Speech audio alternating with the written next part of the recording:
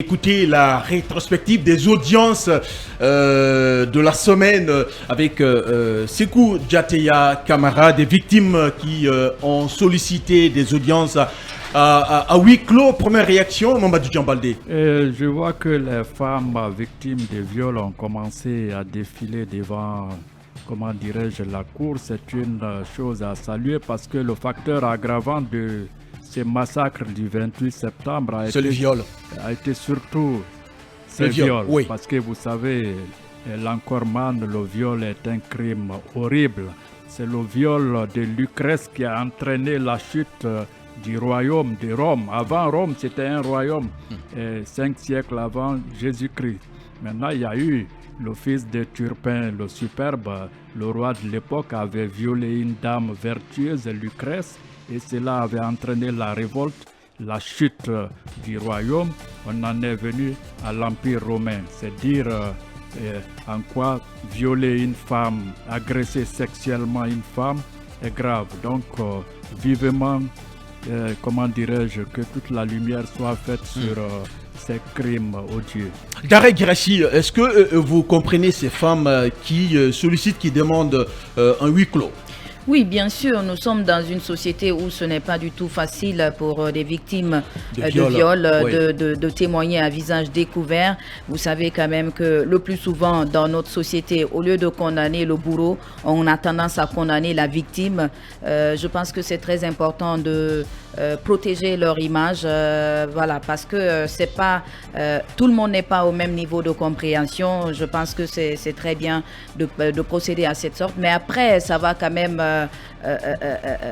amener les gens qui étaient fixés sur le procès à être un peu démoralisés un tout petit peu, puisqu'ils étaient fixés sur la comparution des présumés auteurs, des principaux, mais après, paf, on change de cadre et puis on envoie des comparutions à huis clos. Je pense que ça pourrait quand même amener les gens à spéculer, puisque ce qui se dit à huis clos, c'est du ni vu ni entendu. On ne peut pas quand même savoir ce qui se dit, même ce que Sékou Diateya a dit dans son compte-rendu. Oui, on ne peut pas savoir oui. exactement à quel niveau se situent les contradictions, qui a fait quoi. Et j'espère que la justice aura tout le plein pouvoir de pouvoir tirer le vrai du faux dans ce dossier. Quand on a été victime de viol dans un stade et après les événements, des jours après des événements Kabinet Fofana, on a raison de protéger son image et de solliciter, de demander un huis clos.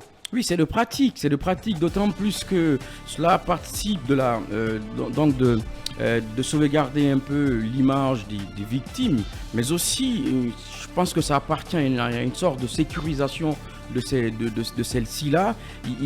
Comme Diarra il a dit, vous savez, le viol est un phénomène social qui n'est pas très bien compris. Et surtout quand on a été sauvagement violé publiquement dans un stade et après, enfin, selon les témoins. Selon plusieurs victimes, sur le témoignage de plusieurs victimes, elles ont été violées au stade et ailleurs. Absolument, ça permet au fait de protéger ces victimes-là contre le camp d'Iraton, qui est d'une tonalité importante chez nous. Mais des viols collectifs. Hein. Exactement. Oui. Avec l'usage d'instruments contondants ou d'autres baïonnettes même. Absolument. C'était de la sauvagerie.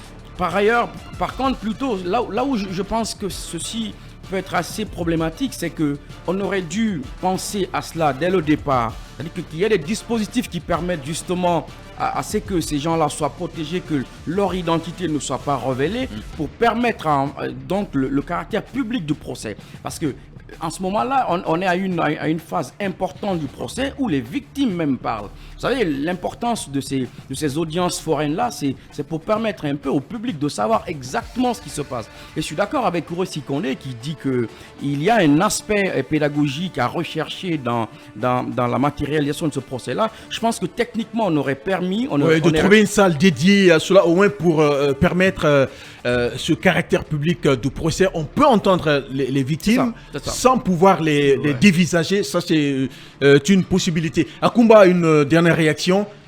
Je pense qu'à partir du moment où la CPI, la Cour pénale internationale, avec laquelle la Guinée a signé des accords dans le cadre du déroulement de ce procès. Donc, à partir du moment où cette cour-là n'a pas levé le doigt pour crier à la violation de la loi et de la procédure, je pense qu'on est encore sur ce qui est prévu. Moi, je suis tout à fait pour le huis clos pour ce type de questions.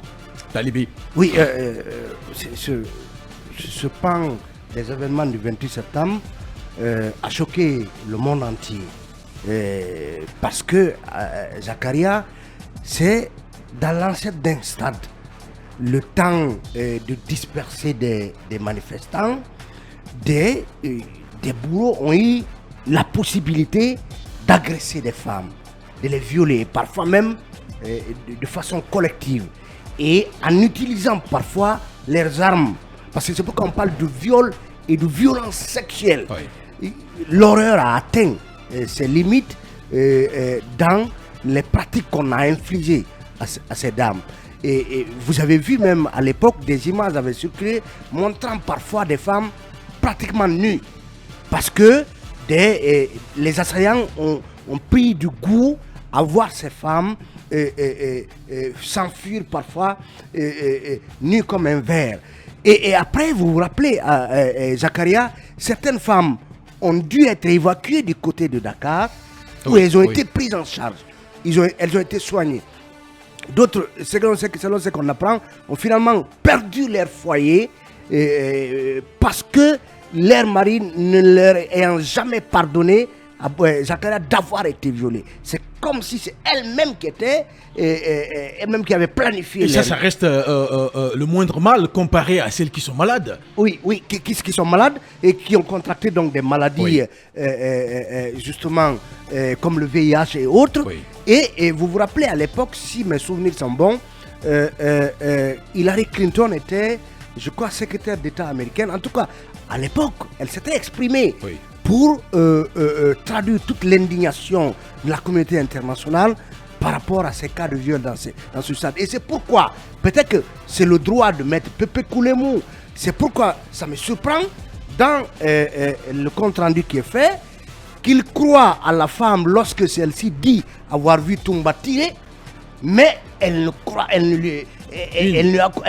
n'accorde aucune crédibilité à la version de la femme qui dit avoir été violée.